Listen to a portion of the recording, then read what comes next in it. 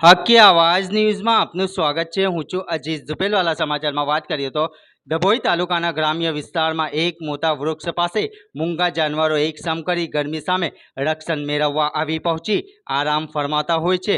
પશુઓ અને પક્ષીઓ ગરમી સામે રક્ષણ મેળવવા ક્યાં જાય ત્યારે તે બેચારા તાલુકામાં આવેલ ગ્રામ્ય વિસ્તારમાં મોટા વૃક્ષો નીચે કે ઝાડ નીચે આવી આવા મૂંગા જાનવરો એકસમ થઈ ગરમીથી બચવા આરામથી નજરો ગુજારતા દ્રશ્યો જોવા મળ્યા હતા।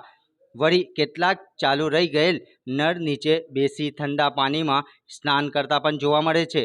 રિપોર્ટ મોહસિન મંસૂરી।